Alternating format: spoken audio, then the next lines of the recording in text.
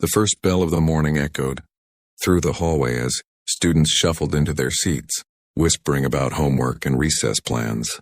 Then the classroom door creaked open and the chatter died instantly. Standing there was Lena, the girl who had vanished 9 months ago without explanation. Her uniform hung loosely on her thin shoulders, dust clinging to her shoes as if she had walked a long way. Her eyes were older somehow, cautious, pounding. Unable to understand how a child listed as missing could suddenly be pounding. Unable to understand how a child listed as missing could each one hesitant as if she expected to be turned away. The room felt heavy, leaning back in fear. The teacher noticed Lena's hands were clenched tightly, knuckles pale as though holding on to courage.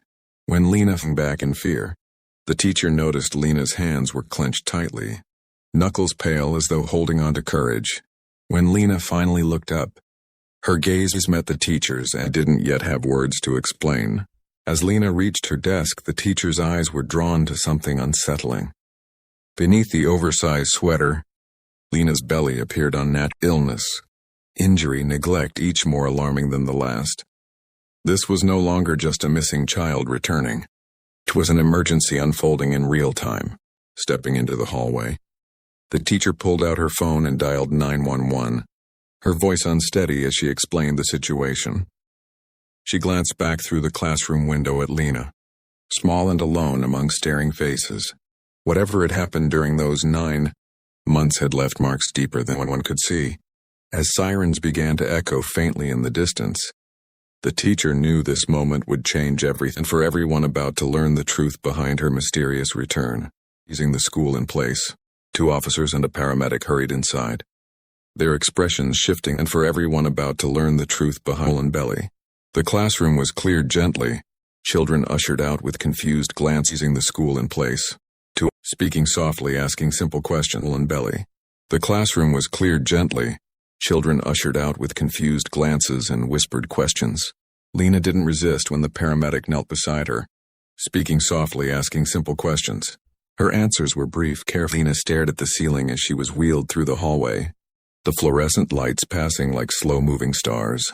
She clutched the paramedic's sleeve and whispered that she was scared of hospitals. The paramedic squeezed her hand and promised not to leave her alone. Running treated medical condition that had gone unnoticed and worsened over time. The swelling, the pain, the disappearance were all connected to neglect, mystery, or wrongdoing. Social workers arrived, listening carefully, taking notes, their faces tight with determination. By evening, hospital bed, wrapped in warm blankets, monitors humming softly beside her. The pain medication eased her breathing. And for the treated medical condition that had gone unnoticed and worsened over time. The swelling, the pain, the disappearance were all connected to neglect and fear, not mystery or wrongdoing. Hurting her stomach. Outside important things, she had not done anything wrong. Outside the room, social workers continued their work, tracing where she had been, why she disappeared, and who failed to protect her. Each answer revealed cracks in the system, places where a child had slipped through unnoticed for far too long. At school, the classroom felt emptier without her. The teacher's classroom felt emptier without her. The teacher stood before the students and explained that Lena was safe and getting help. Some children, promising to deliver every single one. Guilt still weighed heavily, but now it was joined by determination. Ignore the quiet signs, the absences that seemed small until they weren't. Days passed and Lena grew stronger. Ignore the quiet signs, the absences that seemed small until they weren't.